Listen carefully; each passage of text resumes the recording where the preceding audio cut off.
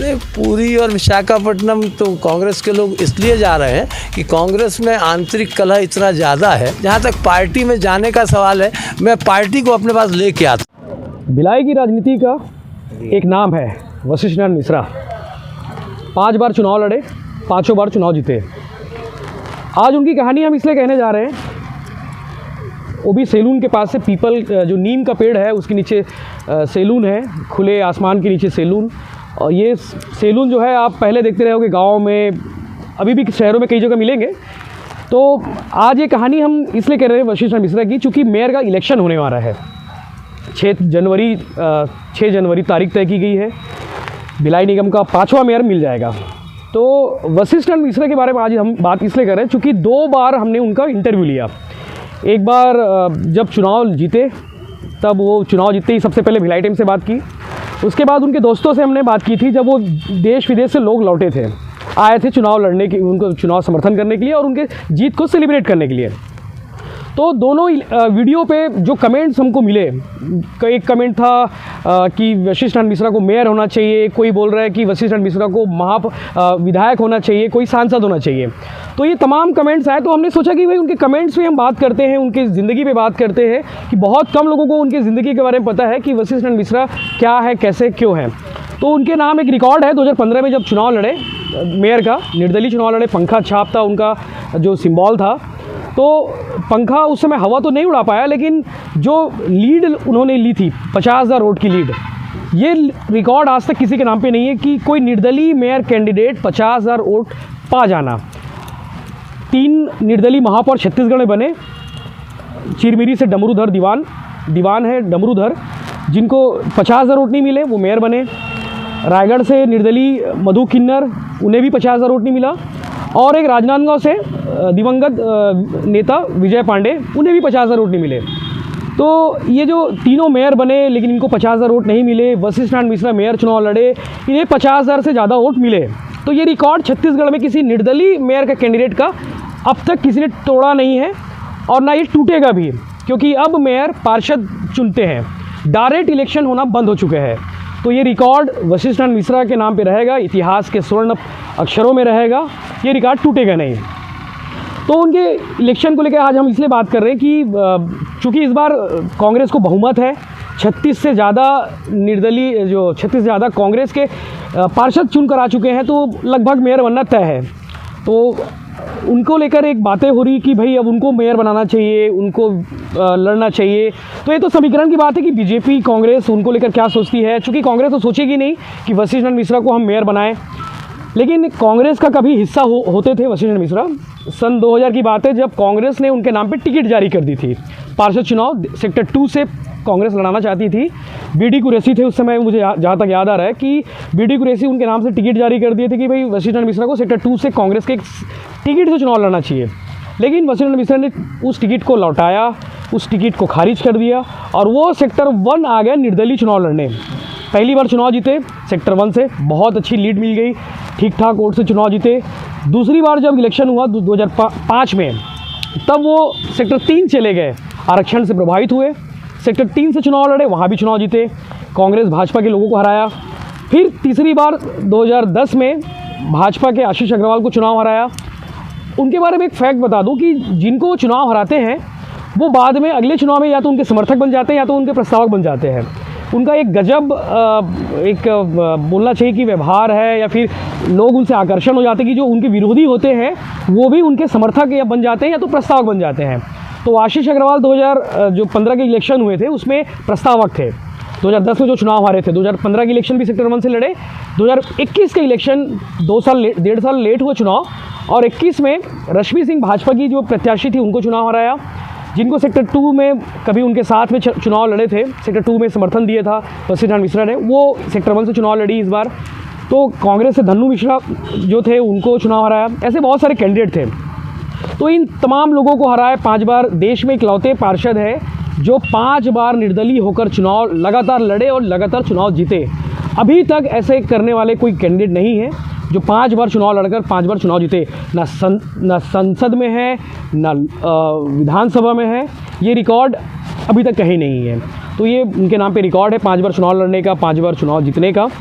उनके अलावा एक और चीज़ है कि भिलाई में जो मेयर लड़े, आपको ये भी बता दूं कि भिलाई में जो मेयर के इलेक्शन हुए 4 बार, चारों बार में निर्दलीय जो मेयर कैंडिडेट रहे उनको 50,000 से ज़्यादा वोट कभी नहीं मिला। सन 2010 में स्वाभिमान मंच से लता ऋषि चंद्राकर चुनाव लड़ी थी, उनको 40,000 के आसपास वोट मिले थे। और सन 2005 में बृजमोहन सिंह लड़े थे चुनाव बागी होकर कांग्रेस से, उन्हें भी 25-30 हज़ार के आसपास वोट मिले थे। तो 40,000 से ज़्यादा वोट, चूँकि वशिष्ठ नारायण मिश्रा 50,000 वोट पा चुके हैं, उनको आज तक कभी किसी और को नहीं मिला। तो ये रिकॉर्ड कायम है।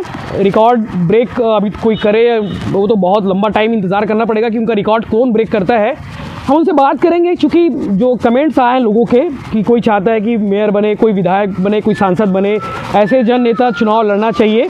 तो कमेंट के बारे में हम बात करेंगे, सीक्वेंस से हम दिखाएंगे भी, और वशिष्ठ नारायण मिश्रा से भी बात करने चाहेंगे। हम कोशिश करेंगे कि आप मेयर का चुनाव दोबारा कब लड़ेंगे, अगर लड़ेंगे तो अभी इस बार कैंडिडेट क्यों नहीं है, लोकसभा और विधानसभा ट्राई क्यों नहीं करते, ये भी एक सवाल है लोगों के। तो हम उस सवाल का जवाब वशिष्ठ नारायण मिश्रा से जानना चाहेंगे। तो जुड़े रहिए भिलाई टाइम्स के साथ और बने रहिए। और आज ये बाल कटवाते हुए, दाढ़ी बनवाते हुए वीडियो इसलिए बनाना पड़ रहा है क्योंकि पूरी इलेक्शन में भिलाई टाइम्स ने जो काम किया, अलग अलग वार्डों में पहुंचे हमारी टीम, तो टाइम थोड़ा सा ज़्यादा रश हो गया था, तो हम सैलून तक नहीं आ पाए। और इसका भी अलग मज़ा है कि पेड़ के नीचे बैठ के दाढ़ी कटवाना, बाल कटाना। तो मिलते हैं आपको थोड़ी देर बाद, जब वशिष्ठ नारायण मिश्रा से हम बात करेंगे। मौसम बदला हुआ है, पारा गिरा हुआ है, लेकिन राजनीति पारा चढ़ाने वाले शख्स मेरे साथ मौजूद हैं, वशिष्ठ नारायण मिश्रा। आज हमने इनकी संभावनाओं को लेकर बात की, इनके फ़ैन फॉलोइंग को लेकर बात की, जो कमेंट्स आए हमारे पास। हमने 2 वीडियो बनाए थे, 2 इंटरव्यूज़ लिए थे। दोनों इंटरव्यूज़ में जो लोगों का कहना था कि कोई महापौर बनना देखना चाहते हैं, कोई विधायक, कोई तो सांसद, इन तमाम बातों को लेकर हम बात करेंगे। कुछ रिकॉर्ड्स भी नाम है इनके, उन तमाम विषयों पर बात करेंगे, 1 to 1 करेंगे, चूँकि सामने मेयर इलेक्शन होने वाला है 6 तारीख को। 6 तारीख को ठीक है। लोग चाहते हैं कि आप मेयर बनो, एक बार ट्राई भी किए थे, 50,000 वोट भी पाए, जो रिकॉर्ड है। सांसद चाहते हैं, विधायक चाहते हैं, तो आप क्या बनना चाहोगे अब? मैं शहर के लिए संघर्ष बनना चाहूँगा, और उसके बाद उस संघर्ष के लिए पद जो है वो पार्षद का हो सकता है, विधायक का हो सकता है, सांसद का हो सकता है। और जहाँ तक महापौर बनने की बात है या महापौर चुनने की बात है, तो महापौर पद के लिए चुनाव लड़ा था और चुनाव में 50,000 वोट मिला था, और 50,000 वोट एक रिकॉर्ड हो गया। चूँकि अब प्रत्यक्ष तौर से महापौर का चुनाव अब छत्तीसगढ़ में होगा नहीं, नए कानून से अब परोक्ष रूप से महापौर का चुनाव होगा। और एक और रिकॉर्ड मेरे साथ रह गया, वो भी लगता है अब टूटेगा नहीं। देश में पहला पार्षद हूँ जो निर्दलीय 5 बार चुनाव लड़कर चुनाव जीता हूँ। देश में कोई लोकसभा सदस्य, कोई राज्यसभा सदस्य, कोई विधायक, कोई विधान परिषद का सदस्य, कोई पार्षद, कोई महापौर, कोई जिला पंचायत, कोई जनपद पंचायत का सदस्य 5 बार लगातार निर्दलीय चुनाव जीत कर नहीं है। इसका रिकॉर्ड मेरे साथ आज है और लगता है ये आगे भी मेरे साथ रह जाएगा, इसको कोई तोड़ नहीं पाएगा। राजनीतिक पार्टियों से एलर्जी है क्या आपको? ना कांग्रेस ज्वाइन करते, ना बीजेपी ज्वाइन करते, हालांकि आपकी शुरुआत कांग्रेस से हुई थी। वैचारिक रूप से कांग्रेस में मेरी पृष्ठभूमि रही है। मैं शहर यूथ कांग्रेस का अध्यक्ष रहा हूँ, प्रदेश यूथ कांग्रेस का जनरल सेक्रेटरी रहा हूँ, शहर NSUI भिलाई का अध्यक्ष रहा हूँ।